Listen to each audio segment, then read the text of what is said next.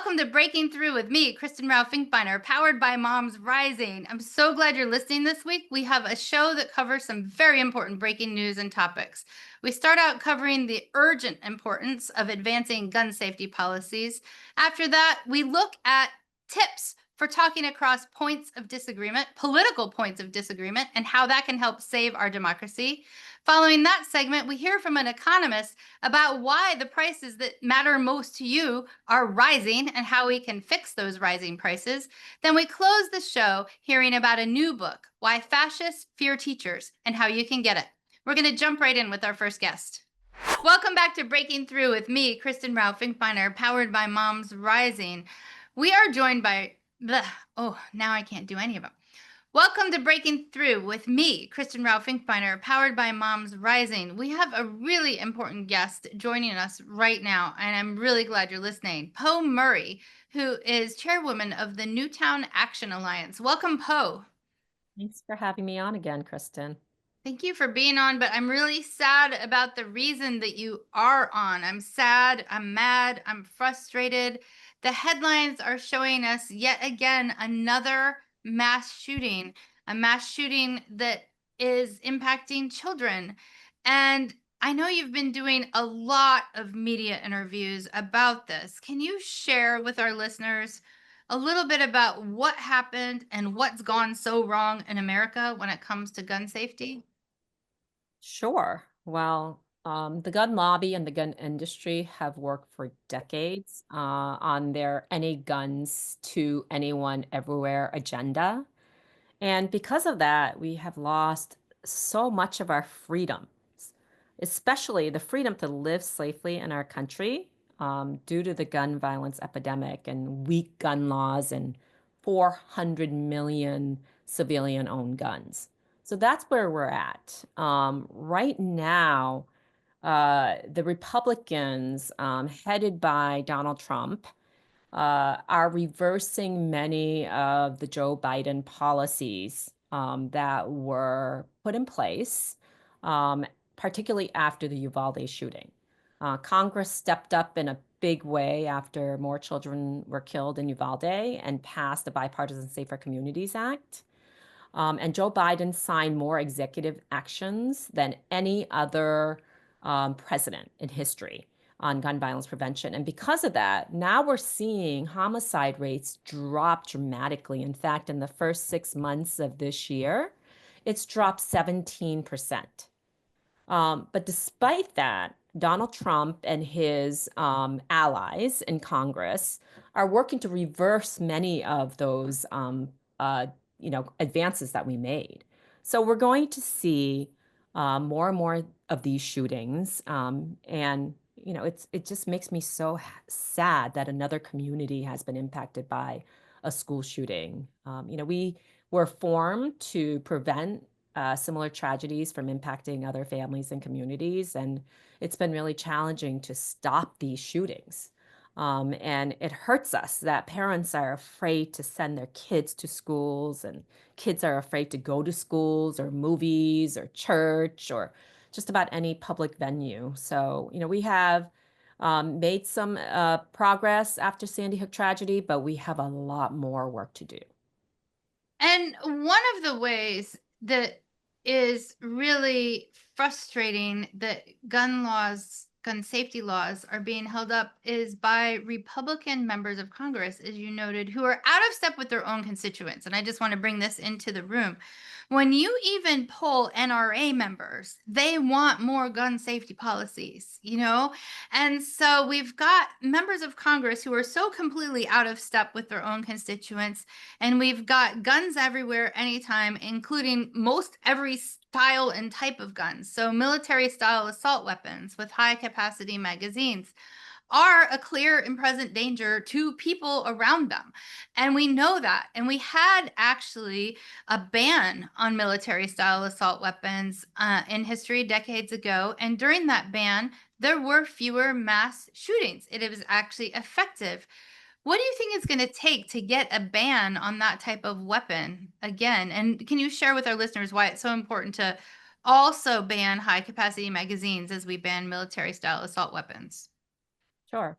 Well, it's really up to the American people. Once the voters decide to make gun violence prevention a priority and vote for politicians who will pass assault weapons ban and high capacity magazine and Ethan's law to keep kids safe from unsecured guns, we will continue to see these horrific shootings, and we will continue to have nearly 40,000 gun deaths in our country.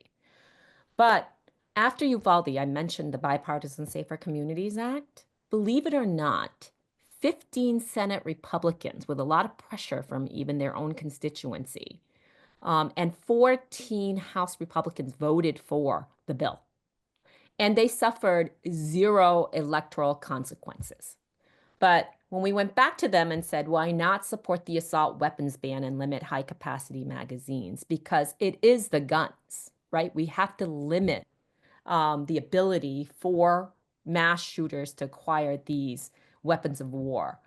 Um, they're not willing to take that next step.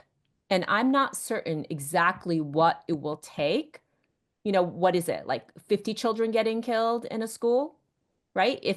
If 20 children and 6 educators being killed in Sandy Hook and 19 students and educators being killed in Uvalde didn't move the needle on assault weapons ban, then it will take all of us to vote them out to make sure that we can pass these gun control laws that is severely needed.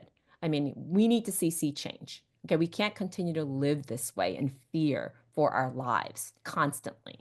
Because as long as those military style weapons are out there in high capacity magazines, we are at risk for more and more of these mass shootings as copycat events happen over and over again. And it's not okay. I mean, this is not an okay way to live. People, their right to freedom to go to school without fear, to go to the movie theater without fear, to go to places of worship without fear are being taken away by unsafe gun ownership, including military style assault weapons with high capacity magazines. And I think that when we look at like rights, and I almost want to put quotes around rights, sometimes people say, well, it's my right to own a military style assault weapon. Well, a lot of moms, including me, feel like it's my right to be able to send my kid out into the planet, into the United States of America without fear. And one of the things is that the United States of America is out of step of pretty much every other industrialized nation in terms of our guns everywhere philosophy. So I'm wondering if you can share a little bit with our listeners, just a little bit of context about how out of step we are with other countries in our guns everywhere culture that ignores the freedom for safety and puts the freedom to have a military style assault weapon over safety. What's happening in other countries? Yeah, sure. And I have a perfect example. I am actually an immigrant from South Korea. I immigrated to the United States when I was 9 years old. And in fact, in Korea, there was gun violence before 1970. But their government decided to pass very strong gun laws in their country. And now there is literally almost no gun deaths in the country. And other countries like Japan and other Asian countries have no gun violence. In Australia, there was one mass shooting and they banned assault weapons. And in fact, they had them, they bought back all those weapons. In New Zealand, they banned assault weapons after their mass shooting tragedy, a single one. So other nations have figured out how to keep their citizens safe. And it's an atrocity that in our nation, our federal government and state legislators and governors are not making gun violence prevention a priority. They're basically telling us that our lives don't matter. This is why it's really important for us to get engaged and make gun violence a priority in the polling booths everywhere across the country, and not just for the federal races, but locally and statewide as well. We need to make sure that we have politicians at every level of government making gun violence prevention a priority. And what's your tips on how people can get engaged, be effective, and stay engaged? Listeners, this is an emergency. Guns are now the highest reason for children and youth to die in the United States of America. And we're all reading the papers every day with the tragedies that are happening. So, what should people be doing and asking for? Yeah. Well, first of all, everyone should be calling their legislators to tell them that they must take action on this issue. And the congressional hotline is 202-224-3121.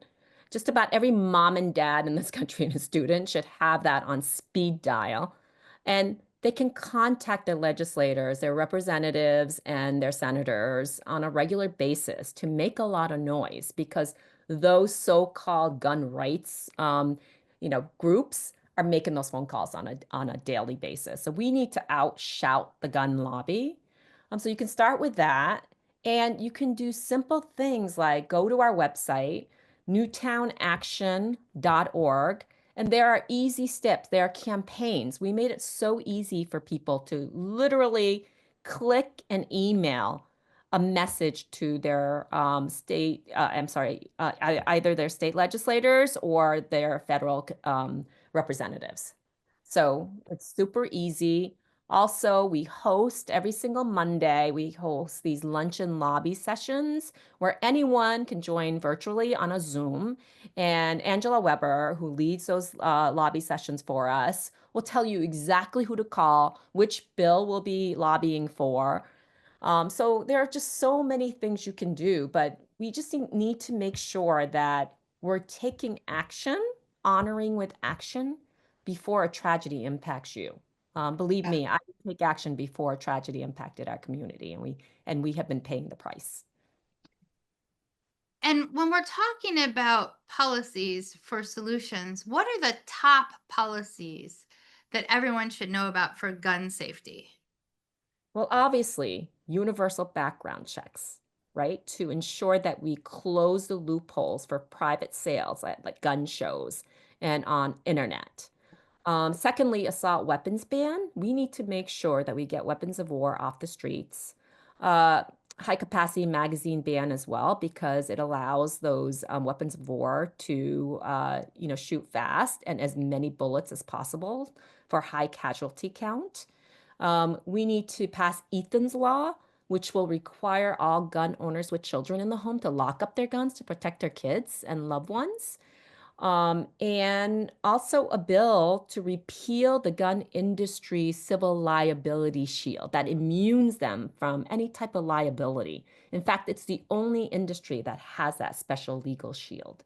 You may remember last year, in a bipartisan way, led by Lindsey Graham, they removed the legal liability shield for Facebook and other social media platforms because they were suggesting that it harms children.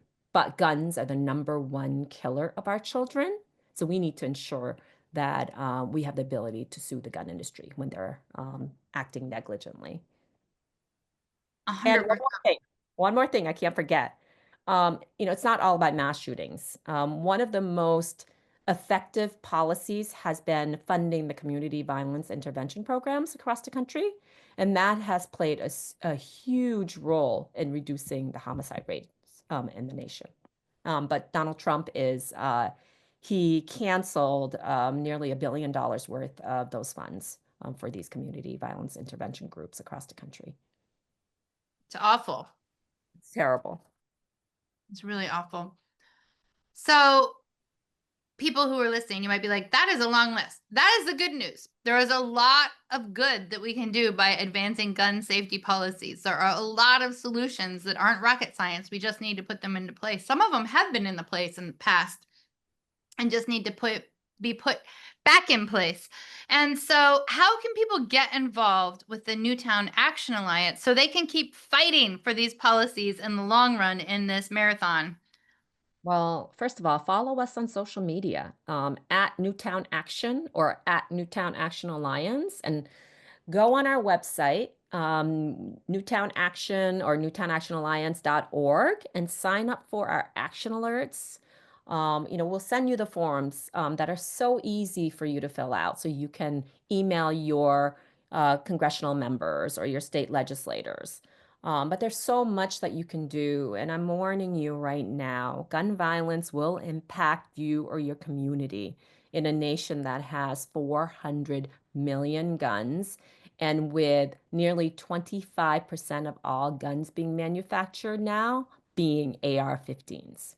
So if you're not truly scared yet, you should be, because the gun violence will impact your family or community soon if we don't do something about it right now. So to do something about it, get involved and stay involved with the Newtown Action Alliance. Thank you so much for being on, Poe Murray. Thank you for all you do. Thanks so much, Kristen, for supporting our efforts. Thank you. Thank you. We're going to take a quick break, but stick around. Next up, we're talking about tips for talking across points of disagreement and even across political parties. We'll be back in a quick flash. Welcome back to Breaking Through with me, Kristen Rao Finkbeiner, powered by MomsRising. We are joined by one of my very, very, very favorite people in the absolutely entire universe, Joan Blades, who is co-founder of the Living Room Conversations, of MoveOn, and of Moms Rising. Woo! Welcome, Joan. Wonderful to be hanging out with you. I love My hanging. favorite person to hang out with. I'm so excited. I was like, "Ooh, Joan can come on the radio." Joan, you have long been a visionary, a serial entrepreneur, an artist, an author, and all the things. And now you're working on Living Room Conversations. And I want everybody to know, what is Living Room Conversations? And what does it have to do with the headlines that we're seeing around us? Oh my, that's a big question. Living Room Conversations, this open source opportunity to have a good conversation with a small group of people in a very structured way about whatever topic you're ready to talk about. Because we've seen too many people just have arguments, and that's not constructive. So it's a listening practice, really. And we started with it being polarization that we were looking at. I'm concerned about climate. I was concerned about climate 20 years ago. And it was like, why aren't we all concerned about this? But when we start hearing each other, we start seeing pathways to success. And so the core of living room conversations is being able to have a good relationship with people that have different views and to start visioning the future we want together, seeing everyone's humanity. And, we have media that has tended to get us focused on all our fears and our anxieties and anger, and that is where our brain goes naturally. And healthy societies have higher levels of trust. They work together well. And I'm a mediator by training, and I see how many opportunities we're missing because we're fighting rather than actually working on the solution. So I could go on, but take it from there. I love that description. Hannah Arendt, who's a famous philosopher, had an observation about America, which was the problem with American society is that we stop talking at the point of disagreement. But that's when true dialogue can really begin. And that statement was made decades ago, and I would say it is couldn't be truer today. I mean, it's so true. And so you stop talking at the point of disagreement, and then you can't ever get to solutions. And one of the things we see about care policies, for instance, is that Democrats, Republicans, independents, libertarians, everybody agrees that we have to do something about childcare. We have to do something about paid family medical leave. We have to do something about sick days and healthcare. Like 76% of Trump voters actually support advancing those policies. But yet we are stuck because people can't get to that conversation past the partisan divide. And here's the thing, and this is where we need your advice. Sometimes people feel like they are losing their own moral compass to talk with somebody who disagrees with them. So, do you have tips for talking with somebody who you disagree with so you can get to that shared idea of what solutions could be that comes after the point of disagreement? Like, it's hard. What are your tips? Well, there were a couple of things you said there. One was Dr. Loretta Ross talks about calling in rather than calling out.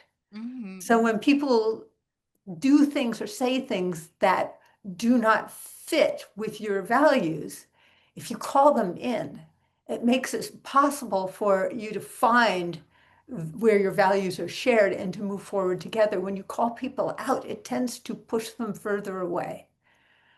And, I'm a progressive. I started living room conversations with conservative and independent friends, but I really want progressives to grow the base. And the way to do that is to really connect with people and have them want to work with us and to start to identify that our values and their values are very aligned.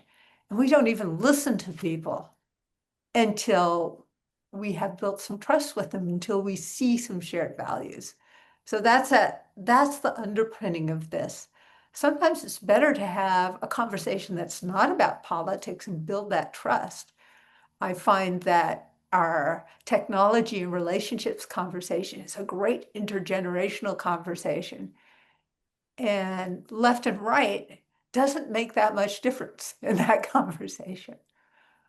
Or you can just do a simple conversation like respect. We have a set of ground rules that are awesome for living room conversations, but they're actually awesome for any conversation. It's basically about being respectful and taking turns and listening deeply to what's going on, that, coming with your full self.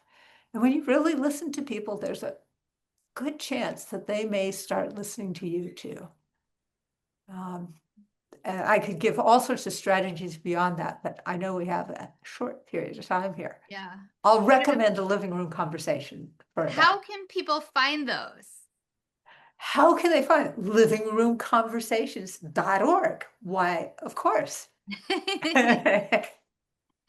So everybody should go to livingroomconversations.org, check out the ground rules, check out the conversation guides, and get engaged, get involved, support living room conversations, and stay involved.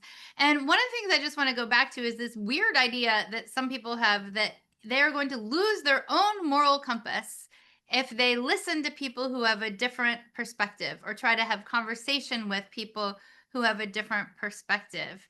And what is your advice on that matter? I mean, that is a really interesting perspective that many people share. My recommendation is to think about what is the end goal. What do you want in terms of the future for your community, for yourself, for the people you love? And how do you get there?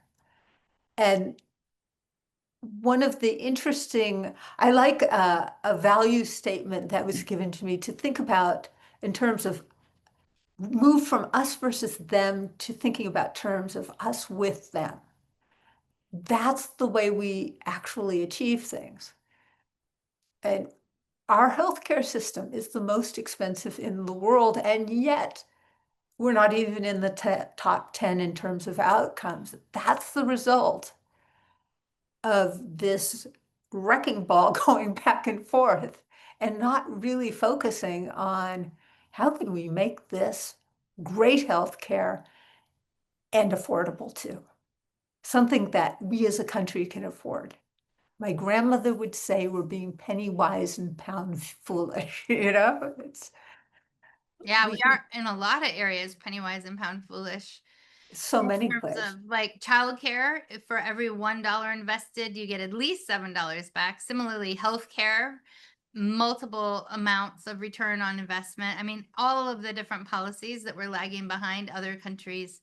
We might be, quote, saving money today, but later we are going to pay for it many times over. So it's an important conversation to make sure that we keep trying to expand the group of people. We all care about care. We all care about if we get sick, we want ourselves or our loved ones to be able to get better. So expanding the conversation to include more people who simply care is only going to help our democracy in this moment when our democracy is under threat, which brings me to the filter bubble. we have different information going to different groups of people based on algorithms, based on advertising, based on math. What is that doing to our country, and how is living room conversations helping to break the filter bubble? Well, that is a key goal of living room conversations, is the capacity to sit down with someone with different viewpoints. And I did it with, I'm a co-founder of MoveOn, so I did it with the co-founder of Tea Party Patriots. He brought two of his friends, I brought two of my friends, and we had this really productive, great conversation about crony capitalism, which came up with the understanding that we were actually completely on the same page on a number of criminal justice issues, which gave us the ability to actually move forward in some valuable ways. So that realization can be golden.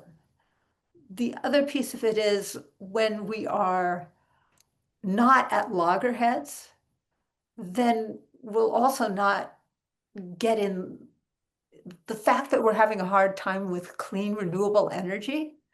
It's now less expensive than dirty energy by and large. So that's the conversation I want to have. We can have that conversation. Let's focus on the things we can do to build trust so that we can do more. Trustworthy elections. 99 point something percent of the population want trustworthy elections. Braver Angels did a 2-year investigation with a very intentionally right-left group to come to consensus points. And they came to hundreds of consensus points and 3 principles that I think just about everyone can embrace.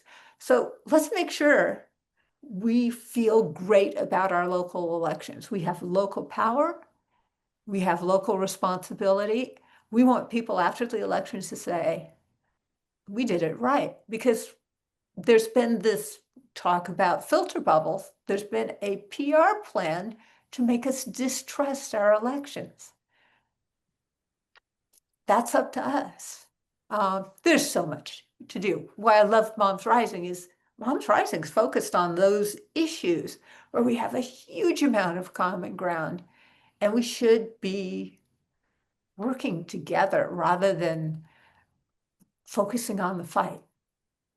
But the human brain goes to the fight so instinctually. So we have to be intentional and strategic to think about, how are we going to do the things we really want to do? How do we stay forward focused? And on that note, the human brain also has fear and hate is twice as sticky as love and calmness. It's like your brain's trying to remember where the lion is as you're walking through or the bear as you're walking through the forest. One of the things that I think is important is maintaining hope in these really, really, really hard times. We have just like a minute and a half left. Knowing what you know about politics, and that right now we have people across America, Democrats, Republicans, independents, libertarians, who actually agree on many issues, but these horrible, awful fights going on in Washington, D.C., where members of Congress are just out of step with their own constituents, particularly Republicans are out of step with their own constituents. In this time, what is bringing you hope, and what can you share with people about hope? I am hopeful because most people, the vast majority of people, want to be good, reasonable people. That's the way they perceive themselves. So if we can find ways to deal with these filter bubbles and show up, we will benefit from that. I've got sparkles behind me. And it's possible. And I believe in tipping points. You know, things often don't change gradually so much as all of a sudden there's a big change. I want us to create that big change. And I think, I think we've gone far enough down. Have we hit bottom? I'm ready to say, time to turn around on this Yes. divisiveness. And if enough of us say it together and show up, there is social science that suggests just 3.5% of us really showing up in a meaningful way can create social change. That's not impossible. And AI could actually assist in this in a way that, it's certainly assisted in the negative piece, but it can assist in the recovery too. I want to see that. I'm so excited about the hope that we have ahead of us and the hard work it's going to take to get there. I know I and all of our listeners and all of the members are down for the hard work. We want to build to that 3.5% plus to save our democracy. Thank you so much for being on Joan Blades. Everybody, please go to livingroomconversations.com. Get involved. .org, livingroomconversations.org. People, get involved. Stay involved. Thank you so much, Joan, for all you do for democracy, for families, and for MomsRising, and for all of us. Thank you. You are the leader. I follow you. I follow you. Thank you. We're going to take a quick break, but don't go away. Next up, the economy. We hear from an economist about why your pocketbook is likely hurting more than it was before. We'll be back in a moment. Welcome back to Breaking Through with me, Kristen Rao Finkbeiner, powered by MomsRising. We have a really fabulous guest for you today, Kathryn Ann Edwards, who is an economist. Welcome, Kathryn. Thank you so much for having me. Okay, I'm so thrilled that you're on. And first, let's talk about what is an economist? What is an economist? I suppose the technical definition is someone who has PhD training in economic research and evaluation. Meaning you can tell us what's happening with the cost of living, what's happening with things looking way more expensive when we go to the grocery store, what's happening around us with our wages, all the things. This is why we're so excited that Kathryn is on with us today. So what is going on? What's going on is that our economy is very much suffering under the weight of tariffs, amongst other economic policies that have emerged from this administration. That's the here and now. In the long run, a lot of what the tariffs are doing are exacerbating problems in our economy that have been decades in the making. We've got a lot of problems in the US. They're solvable. There's a lot that we can do. But, what's happening in the current administration is that we're taking a lot of steps in the wrong direction. And those steps in the wrong direction are leading to rising prices for things like housing, for things like childcare, for diapers, for all the things that let us be able to build good lives, go to work, and contribute to our communities. It is a disaster, I think, personally. What level of disaster is it that we have left in the United States of America, including under President Trump and Republican leadership right now, the care infrastructure way behind, whereas most other nations, in fact, pretty much all other industrialized nations, have already passed those type of care infrastructure policies. How's that impacting our economy and our international competitiveness to be behind other countries? The competitiveness side is hard to say, but I think it helps always to have a broad perspective. In the United States, I'm sure all y'all know, we had a baby boom in the mid-century, and we just had a ton of kids born. Well, that matters not just when they're, as they are now, older and mainly retired, but when they were young, we had this really disproportionately large and young workforce, and a lot of problems in our labor market were in some ways masked by just how many kids we had out there working. As the baby boomers got older and started to retire, the first one turned 55 around 2000, which is a key benchmark age for economists.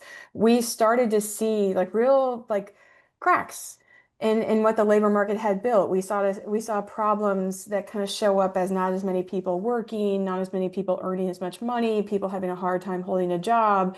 And the baby boomers were so large that a lot of those trends weren't as apparent.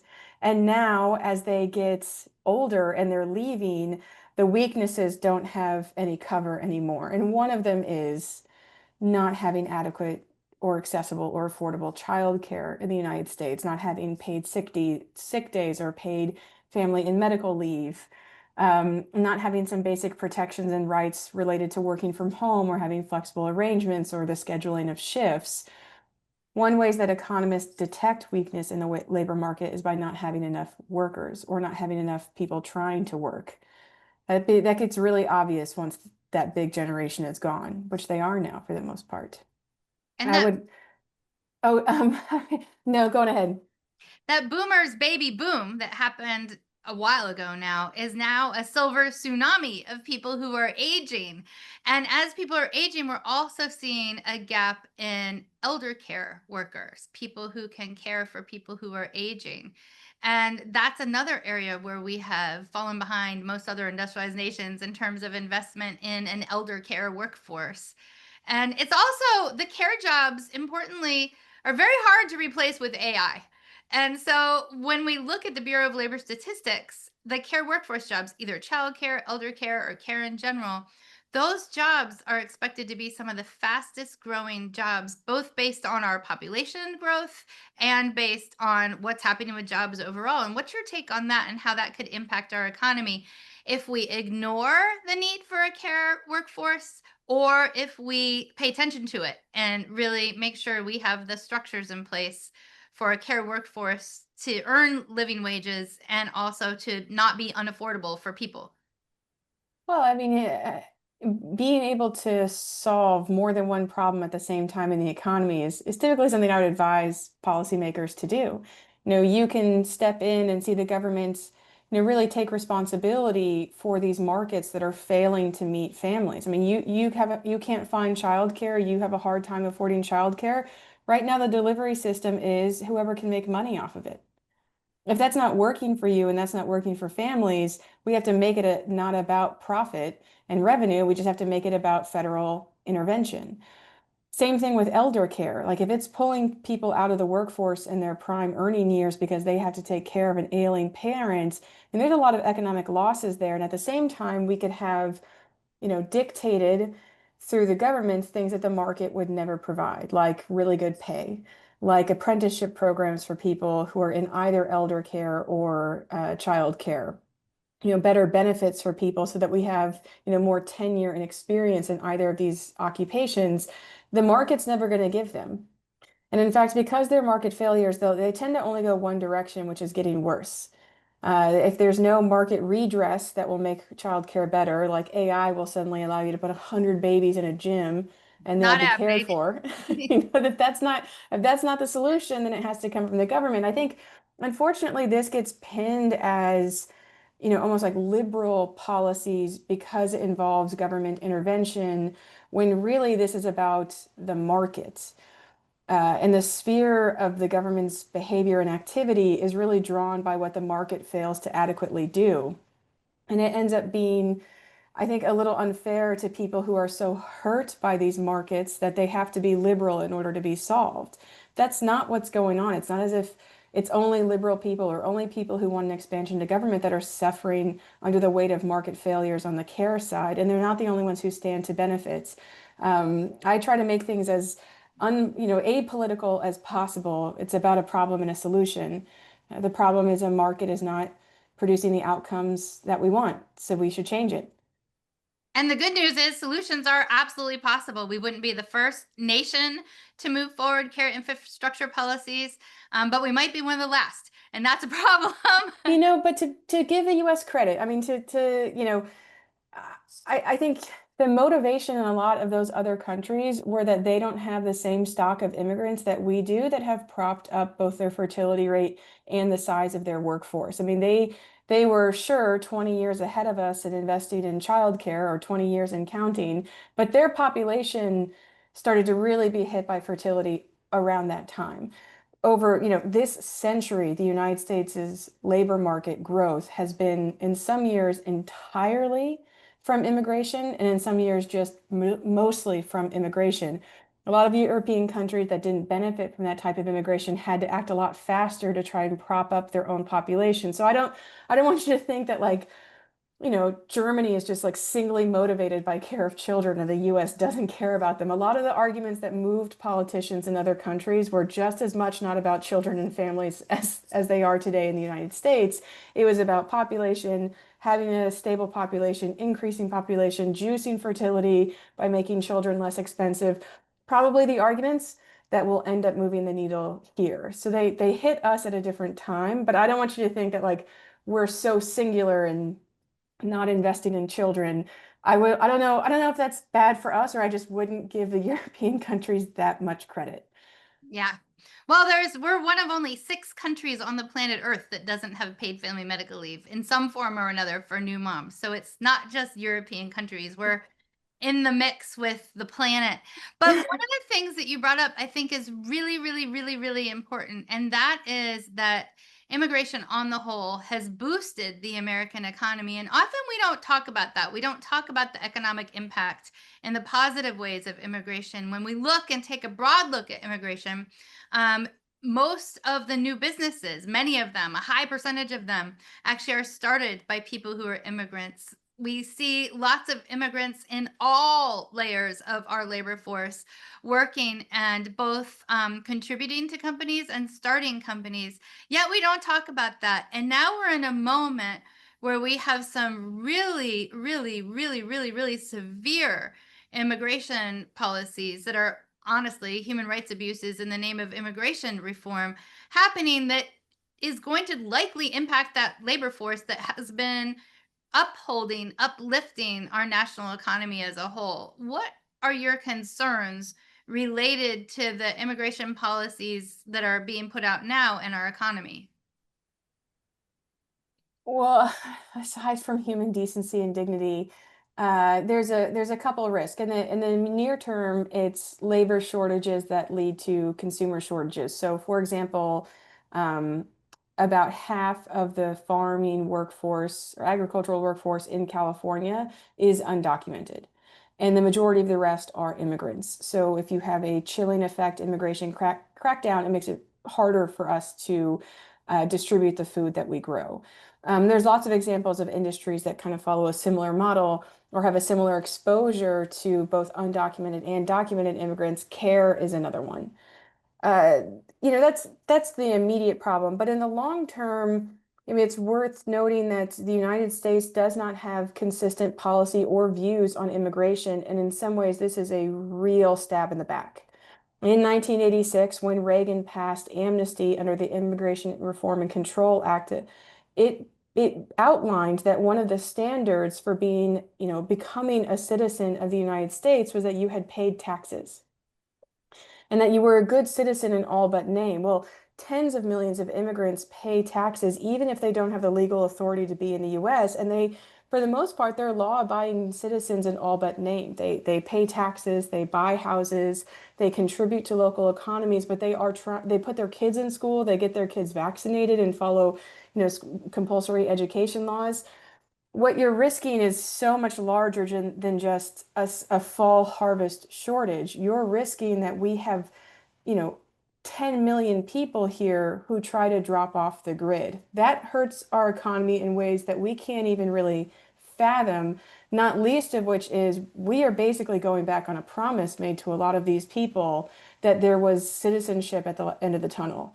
No politician has probably ever explained that, but I'm sure many immigrants could. Absolutely. One of the things, and we don't have a lot of time left, but one of the things that we've talked about is about how there have been uneven wages and uneven rising costs, and how that is hitting families really hard right now.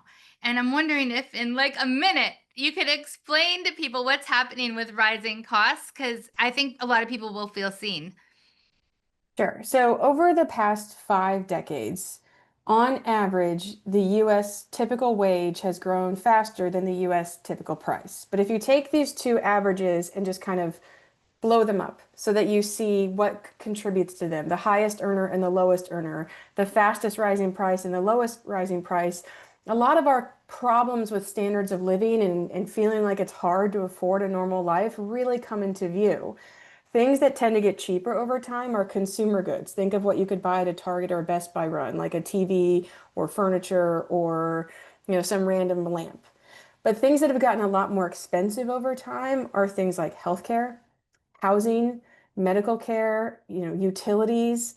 Those are things that are just absolutely necessary goods for Americans, and they rise faster than average. Well, at the same time, Americans' wages haven't risen at the same pace, and wages at the top have never broken pace. I mean, they're going like gangbusters, whereas wages at the middle have really slowed down. So what appears on surface to be the US economy is doing fine is in fact that the US economy's inability to have fast wage growth for workers at the middle and inability to control price growth for key goods has resulted in a lot of people feeling like they can't afford their own life. And there are solutions to this, people. So we'll be talking about solutions. We know that it is hard right now. We also know that solutions are possible. And we know that because of people like Kathryn Ann Edwards, who's an economist studying how we can best get to solutions in the fastest way. So thank you so much for being on. Thanks for all you do. Thank you, thank you, thank you. Cheers. We're going to take a quick break, but next up, we hear about a new book, Why Fascists Fear Teachers, and figure out how we can save democracy by saving education. We'll be back in just a moment. Welcome back to Breaking Through with me, Kristen Ralphing-Beiner, powered by Moms Rising. We are joined by an amazing, spectacular, nation-lifting leader, Randi Weingarten of the AFT, American Federations of Teachers. She has a new book coming out, you all, a new book called Why Fascists Fear Teachers. You can get it everywhere, advanced order, including whyfascistsfearteachers.com. We're going to talk about it. Randi, why did you write this book? So, first off, Kristen, thank you for having me on.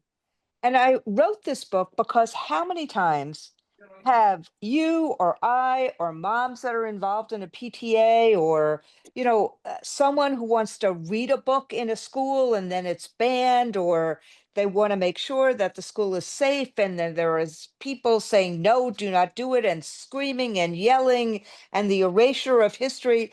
And I said, look, something is wrong here, that all of this stuff is happening to public schools and to school teachers who are just trying to do the right thing.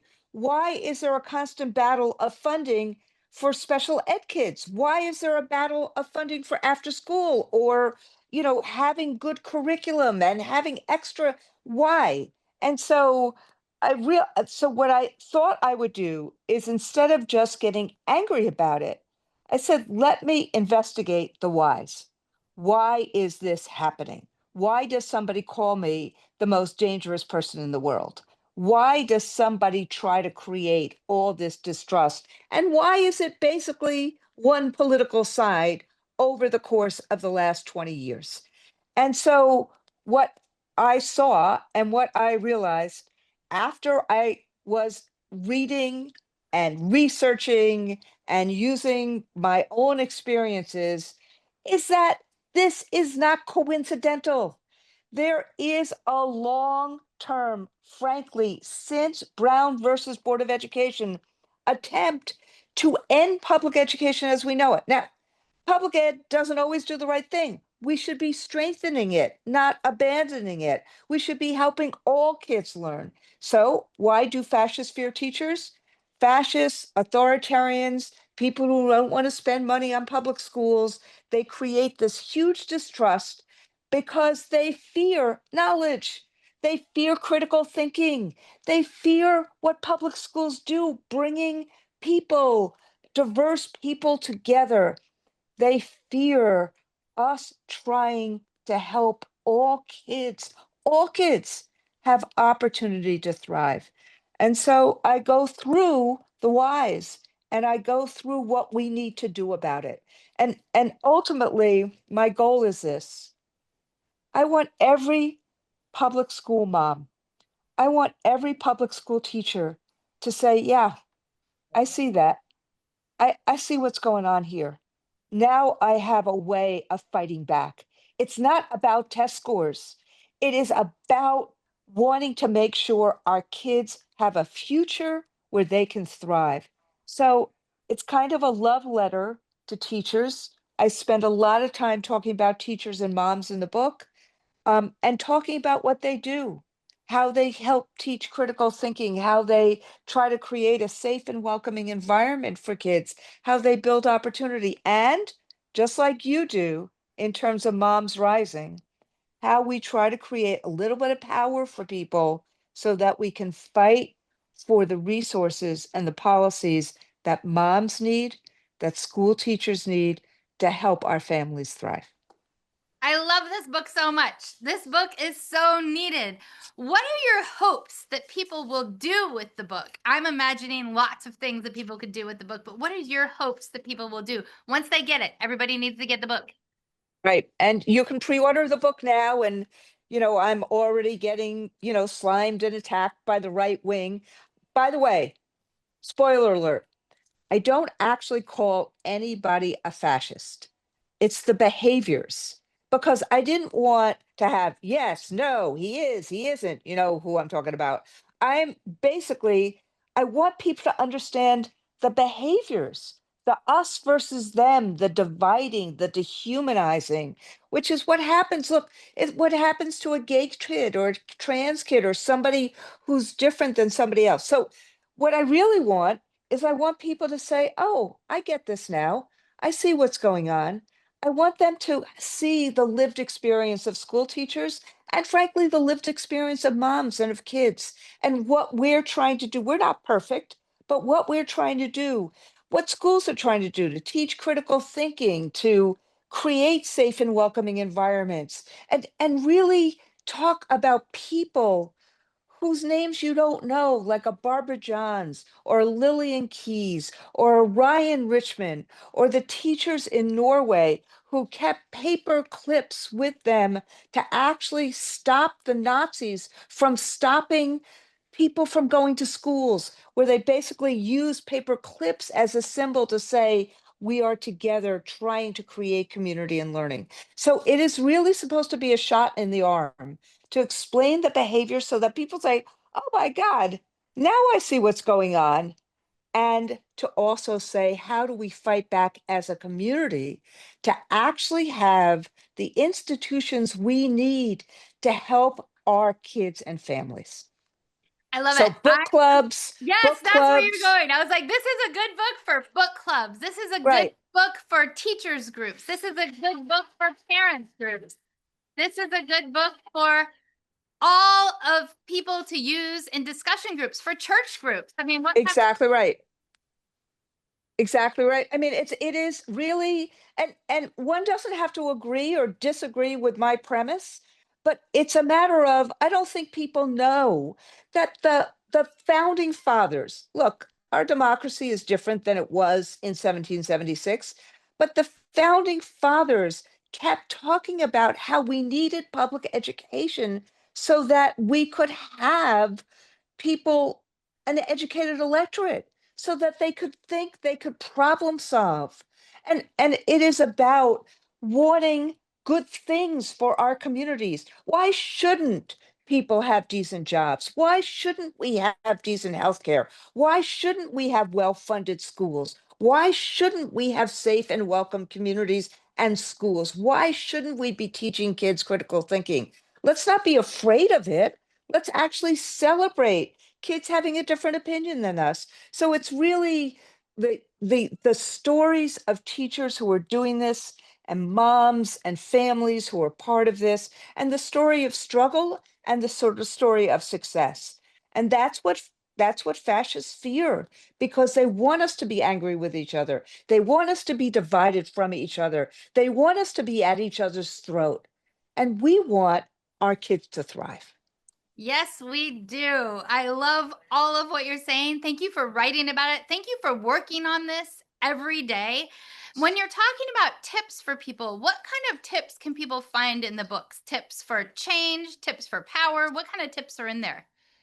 So I write it in a way that's not pedagogies. So I try to write it in a way that, people could read a paragraph and understand it the first time they read it. And, we all kind of write in ways that are not accessible to people. So a lot of the stories are important so that people see themselves in the stories. That's number one, the connection to a broader community of people who are saying, oh, I went through that, or I see that. And number two is a sense of how to organize and mobilize for the future.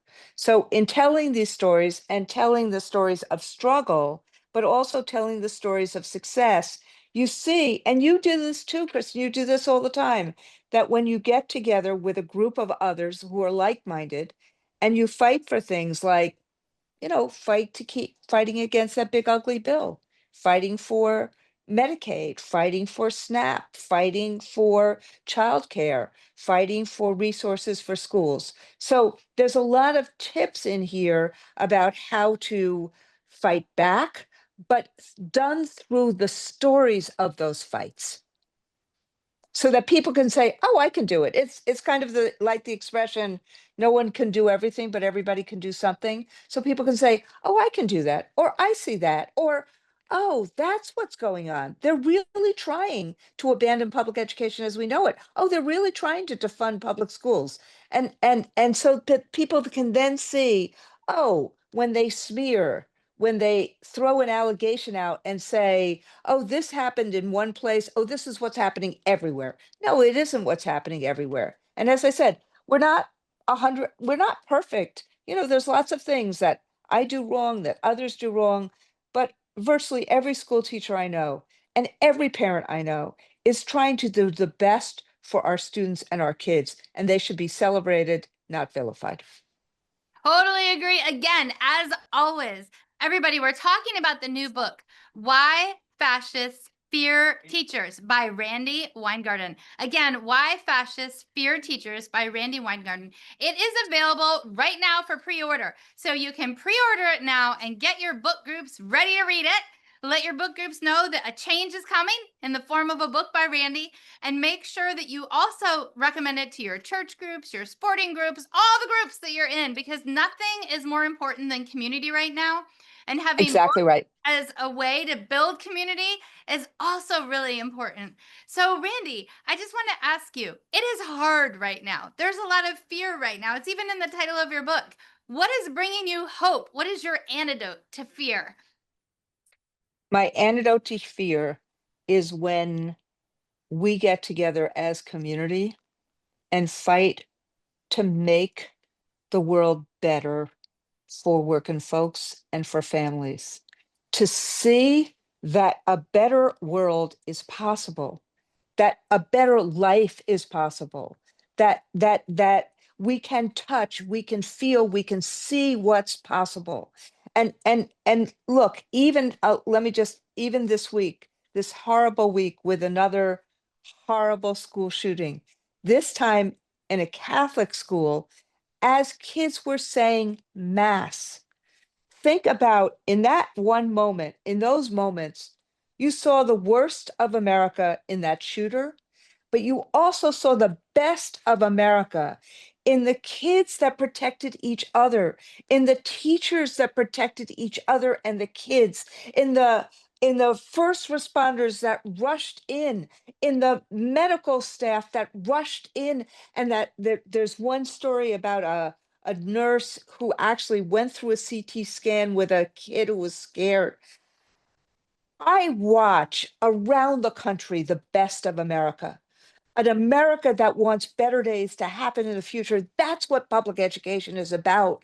And we need to create and maintain and sustain the communities to fight back for that future, to fight against the fear, to fight against the apathy, to fight against the negativity. Not that everything's perfect, it isn't, but the fight for an America that actually means that the best is in front of us, not behind us. That gives me hope.